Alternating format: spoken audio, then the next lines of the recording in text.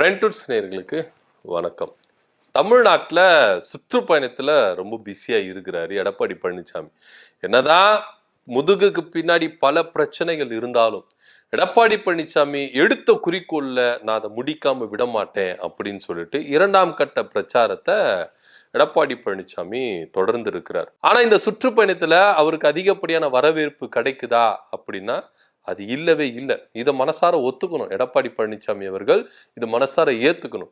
போற இடத்துலலாம் காசு தான் இங்க வேலை செய்ய வேண்டிய ஒரு விஷயமா தான் இருக்கு. காசு இல்லாம இவங்களால கூட்டத்தை கூட்ட முடியுமா அப்படின்னா அது சாத்தியமே இல்லை. ஏன்னா நீங்க காசு கொடுத்தா நாங்க கூட்டத்துக்கு வரோம் அப்படின்னு சொல்லிட்டு கூடிய கூட்டம் வேற கூட்டுற கூட்டம் வேற அப்படின்னு சொல்லுவாங்க. அதனால இங்க எடப்பாடி பழனிசாமி கூட்டத்தை கூட்டுறாரு, கூடல. ஸோ இப்படியா இருக்கும் பொழுது எடப்பாடி பழனிசாமியோட அடுத்தடுத்து வருகிற நாடகங்கள் வெளியே வந்துட்டே இருக்கு. ஒரு பக்கம் புதுக்கோட்டையில அவர் பிரச்சாரம் மேற்கொள்ளும் போது ஒரு ஒன்றியத்துக்கு 10 லட்சம் 5 லட்சம் அப்படின்ற மாதிரி பிரிச்சு கொடுத்தாங்க அப்படின்னா, அதுக்கப்புறம் சிவகங்கை மாவட்டத்துல ஆளு வர மாட்டாங்க அப்படின்னு சொல்லிட்டு மதுரை சென்னையில இருந்தெல்லாம் ஆளுகளை கூட்டின்னு போயிட்டு அங்க போயிட்டு கிரௌடை நிரப்புனாங்க அப்படின்னு ஒரு குற்றச்சாட்டும் வந்துருச்சு. இப்போ திருப்பூர்லயும் ஒரு சம்பவம் நடந்திருக்கு. எடப்பாடி பழனிசாமி போற இடத்துலலாம் அவருக்கு எங்கிருந்து தான் ஆளுங்களை கிளம்பி வருவாங்களோ, ஏன்னா இது ஆர்கனைஸ் பண்றவங்க சரியில்லை அப்படின்னு கூட நம்ம எடுத்துக்கலாம். ஏன்னா நீங்க ஒரு தொகுதியை நீங்க எடுத்துக்கிட்டீங்கன்னா அந்த தொகுதிக்கு தலைவர் வராரு அப்படின் போது அந்த தொகுதி மாவட்ட செயலாளரோ இல்ல தொகுதி எம்எல்ஏவோ இல்ல முன்னாள் அமைச்சரோ யாரோ ஒருத்தர் அதை பொறுப்பெடுத்து என்ன பண்ணுவாங்க, நடத்துவாங்க. நடத்தி கரெக்டா எல்லாம் போய் சேருதாப்பா அப்படின்னு. ஆனா கொடுக்குற காசே கொள்ளடிக்கிற கூட்டம் இருந்தா என்னங்க பண்றது? அதுதான் இங்க பெரிய பிரச்சனையா இருக்கு. இவங்க தலைமையில இருந்து காசு கொடுக்குறாங்க, கொடுக்கறது கீழே மேல் 2ஆம் கட்டத்துல போகுது, அதுக்கப்புறம் கட்டத்துக்கு போகுது, அதுக்கப்புறம் அடிமட்ட தொண்டனுக்கு காசு போதா போலியா அப்படின்றத யாருன்னா கண்காணிக்கணும்ல. ஆர்கனைசர் சரியில்லைங்க. அதனாலே எடப்பாடி பழனிசாமிக்கு கெட்ட பேர் வருது. அதுல கெட்ட பேர் வருது இல்லாம எல்லா கூட்டத்தை விட்டு என்ன பண்றாங்க, கலைஞ்சு போயிடுறாங்க. எடப்பாடி பழனிசாமியை வச்சு செய்வோம் அப்படின்னு சொல்றாங்க. சோ இப்படியா காங்கம் பகுதியில என்ன பண்ணிருக்காங்க, கூட்டத்தை குவிச்சிருக்கிறாங்க. பயங்கரமான கூட்டம். எடப்பாடி பழனிசாமிக்கு வந்து பார்த்தாருன்னா அசந்துருவாரு.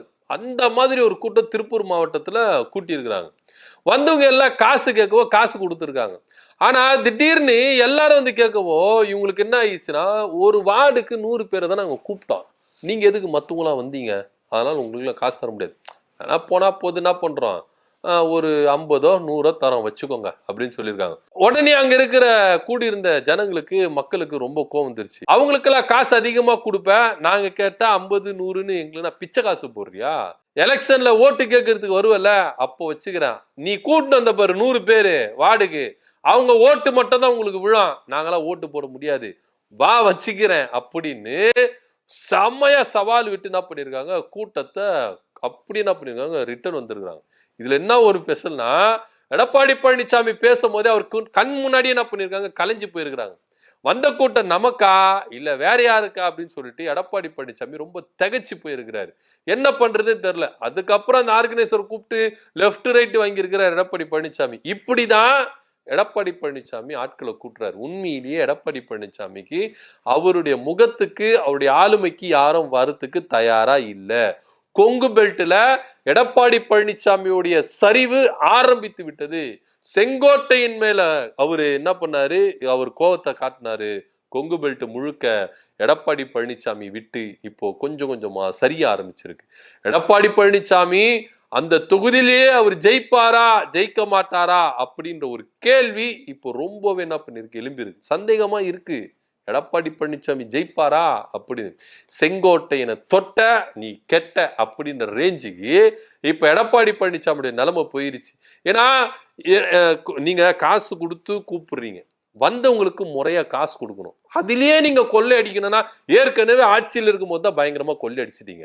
இப்ப கொடுக்குற காசுலயே நீங்க கொள்ளை அடிச்சிட்டீங்கன்னா, ஆனா ஒண்ணு கொள்ளடிக்கிறவங்களே தப்பு சொல்ல முடியாது. ஆட்சிக்கு வந்துட்டா நம்ம சம்பாரிச்சுக்கலாம் அப்படின்னு அவங்களுக்கு ஒரு எண்ணம் இருக்கும். இதுக்கப்புறம் எங்க ஆட்சிக்கே வரப்போறோம், வரமாட்டோமே, கிடைச்ச வரைக்கும் லாபம் அப்படின்னு சொல்லிட்டு எல்லாரும் பிரிச்சுக்கிறாங்களா இல்லையா அப்படின்னு நம்மளுக்கு தெரியவே இல்லை. ஆனா வந்தவங்களை வாக்குறுதி கொடுத்து நீங்க என்ன பண்ணீங்க, கூட்டு வந்தீங்கன்னா ஒரு தலைக்கு இவ்வளவு தரோம் அப்படின்னு சொல்லி கூட்டு வந்திருக்கீங்க. காசு நீங்க இறக்குறீங்க, ஆனா அது முறையா போதா, வந்தவங்களுக்கு கொடுக்குறீங்களா, வந்தவங்க எல்லாம் வைத்தறிச்சல். நீ தொகுதிக்கு வாப்பா எலெக்ஷன் டைம்ல, அப்ப நான் பாத்துக்கிறேன். கூப்பிட்டு வந்தா 100 பேருக்கு மட்டும் நீ காசு கொடுப்ப, அப்ப மத்தவங்கள யாரு, அப்படின்னு சொல்றல, அந்த 100 பேர் மட்டும் நீ ஓட்டு போட வச்சுக்க, நாங்களாம் ஓட்டு போட மாட்டோம், எடப்பாடி பழனிசாமியை தோல்வியடைய செய்வோம் அப்படின்னு சபதம் போட்டு போயிருக்காங்க. அதுதான் இங்க பெரிய ஹைலைட். ஒவ்வொரு மக்களும் என்ன பண்ணிருக்காங்க, இனி கூட்டத்துக்கு கூப்பிட்டா நாங்க யாரும் வரமாட்டோம், எடப்பாடி பழனிசாமியை தோக்கடிப்போம் அப்படின்னு சொல்லிட்டு சவால் விட்டு போயிருக்கிறாங்க. இப்ப எஸ்பி வேலுமணி என்ன பண்றாருன்னு தெரியல, ஏன்னா அவர் தான் டிஸ்ட்ரிபியூட்டர், காசெல்லாம் கொடுக்குறவர். இப்போ ஏன்பா உங்களுக்கு காசு கொடுத்தா நீங்க மக்களுக்கு போய் கொண்டு போய் சேர்க்கறத விட்டுட்டு ஏன்பா உங்களுக்குள்ளே பிரிச்சுக்கிறீங்க அப்படின்னு சொல்லிட்டு அது ஒரு பிரச்சனை போயிட்டு இருக்கு. காசுக்காகத்தான் இங்க எடப்பாடி பழனிசாமிக்கு ஆட்கள் சேர்றாங்களே கண்டி, யாரும் எடப்பாடி பழனிசாமி முகத்தை பார்த்து இங்க ஆட்கள் வாரி இறைச்சிருக்கிறாருங்க. அவருடைய சுற்றுப்பயணத்துக்கு கோடி கணக்குல, ஒவ்வொரு தொகுதிக்கும் கோடி கணக்குல என்ன பண்றாங்க, வாரி இறைக்கிறாங்க. மக்களுக்கு காசை கொடுக்குறாங்க. ஆனா இது மக்களுக்கு போய் சேர மாட்டேங்குது. அதனால மக்கள் என்ன பண்றாங்க, எடப்பாடி பழனிசாமி மேல வெறுப்பா இருக்கிறாங்க. எடப்பாடி பழனிசாமி தோல்வி அடைய செய்வோம், கொங்கு பெல்ட்ல எடப்பாடி பழனிசாமியுடைய சரிவு ஆரம்பித்து விட்டது அப்படின்னு தான் இங்க நம்ம எடுத்துக்கொள்ளணும். ஆனா எடப்பாடி பழனிசாமி இனியாவது தன்னை மாற்றிக்கொள்ளணும் அப்படின்ற ஒரு கருத்தும் இங்க முன்வைக்கப்படுது. அவருடைய ஈகோவை விட்டுட்டு இங்க திரும்பவும் அவர் கட்சி ஒன்றிணைக்கிறதுக்கு அவரு கொஞ்சம் இறங்கி வந்தார்னா இங்க அவருடைய செல்வாக்கு ஏறும் அப்படின்ற ஒரு கருத்தும் இங்க முன்வைக்கப்படுது.